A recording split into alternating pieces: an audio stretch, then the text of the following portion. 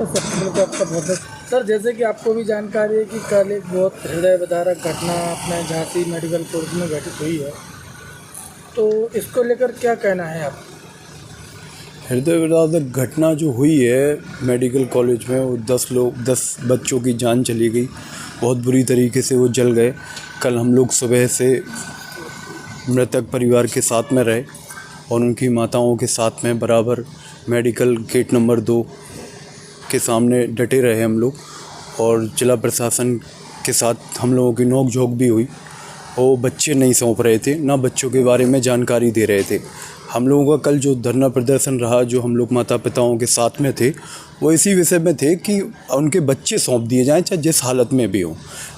ठीक है, मृत हो चुके हैं वो, ठीक है, लेकिन अंतिम समय में अपनी माँओं को बच्चे मिल जाएं तो इससे बड़ी चीज़ क्या होगी कि कम से कम अंतिम समय में वो अपना अंतिम संस्कार कर लें, देख लें अपने बच्चों को कि उनके बच्चे कुछ बच्चे तो हुए कि पैदा हुए और बच्चों को देखा भी नहीं कुछ माँओं ने, और उनके बच्चे इस दुनिया को छोड़ के चले गए। बहुत बुरी तरीके से झुलसे हुए थे। हम पोस्टमार्टम में भी गए उनके साथ में, और हमारी सबसे बड़ी उपलब्धि ये रही हम लोगों की मेहनत जब रंग लाई, जब उन्हीं परिवार में से एक बच्चा हम लोगों को मार्शल हॉस्पिटल है एक जी, तो एडीएम साहब के द्वारा हम लोग गए, एडीएम साहब हम लोगों को सबको लेके गए, तो वो एक बच्चा उनको मिल गया, उनके माता पिता को, उनको बड़ी खुशी हुई।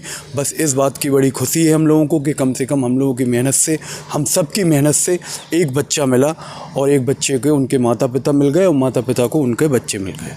तो लगभग ये जो हादसा हुआ है, तो उसमें कोई किसी का कहना है कि ऑक्सीजन सिलेंडर ब्लास्ट हुआ, किसी का कहना है कि शॉर्ट सर्किट हुआ, तो क्या है इसका पूरा कारण, क्या है इस पूरी घटना के पीछे? शॉर्ट सर्किट बताया जा रहा है, लेकिन शॉर्ट सर्किट के कारण ये है कि जो सिलेंडर्स हैं उनकी एक्सपायरी हो चुकी है। जो फायर ब्रिगेड की गाड़ियां हैं वो खड़ी नहीं होती। प्रशासन विभाग में सबसे बड़ी बात है, मेडिकल विभाग में गाड़ियां ही नहीं हैं। सबसे बड़ी चीज़ ये है कि मेडिकल विभाग में गाड़ियां होनी चाहिए फायर वाली, कि अगर कोई ऐसी स्थिति आती है तो हाल के हाल अपन उसे काबू में ले सकें उस आग को।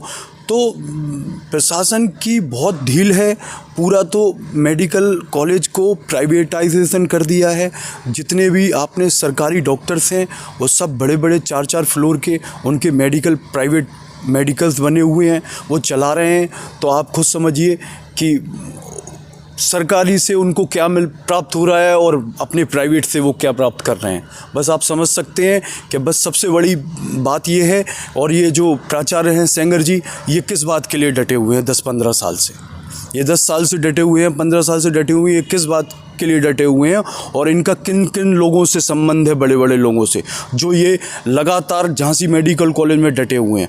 मेरी बस आप सब लोगों के माध्यम से यही प्रार्थना है कि इन लोगों की तत्काल में, प्राचार्य सेंगर जी की तत्काल में बर्खास्तगी होनी चाहिए और उनको यहाँ से रिजाइन देना चाहिए। तो आपको क्या लगता है, ये जो कल इतनी बड़ी घटना घटी है, क्या इसके पीछे कोई लापरवाही है?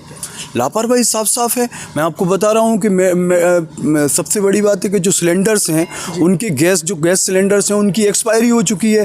टोटल ठेके पे सब चीज़ें दे रखी हैं, बाहर से दवाइयाँ आ रही हैं, डॉक्टर्स गुंडागर्दी करते हैं मरीजों के साथ में, ढंग से उनकी बात नहीं सुनते हैं। कोई अगर समस्या है, अगर कोई चीज़ बता रहे हैं कि ये चीज़ ख़राब है, वो चीज़ ख़राब है, तो वो लोग सुनते ही नहीं हैं। जब आप उस पर ध्यान ही नहीं दोगे, जब उसे आप ठीक ही नहीं कराओगे, तो वो चीज़ ठीक कैसे होगी? अगर ये चीज़ अगर ठीक करा दी होती या पहले से सिलेंडर गैस की उपस्थिति होती, तो ये आग जो आज 10 बच्चे मृत हुए हैं, हो सकता है एक भी बच्चे मृत नहीं होते, जो सारे बच्चे बाहर निकाल लिए जाते। सुनने में एक बात हो रही है कि 20 घंटे बाद फिर से उसी मेडिकल कॉलेज में धुआं देखने को मिला है।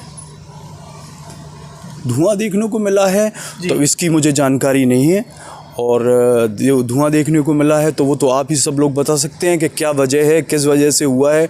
बाकी तो कल हम लोग शाम तक रहे, उसके बाद तो उस तक तो कहीं कुछ नहीं था, लेकिन उसके बाद अगर कुछ हुआ है तो मुझे जानकारी नहीं है। चैनल के माध्यम से क्या कहना चाहेंगे आप समस्त झांसी बुंदेलखंड की जनता के लिए कल की इस हृदय विदारक घटना को लेकर? बुंदेलखंड की जनता को कुछ नहीं कहना चाहेंगे। बुंदेलखंड की जनता को तो बस हम बुंदेलखंड की जनता के साथ में हैं, और हमारा सिर्फ एक ही मानना है कि जहां ये अत्याचार होगा, चाहे बच्चों के साथ चाहे बड़ों के साथ, तो मैं और हम सब समाजवादी लोग हमेशा हर स्थिति में उनके साथ खड़े रहेंगे और डट के सामना करेंगे, चाहे पुलिस प्रशासन हो, चाहे सरकार हो, मौजूदा सरकार हो, चाहे कोई भी हो।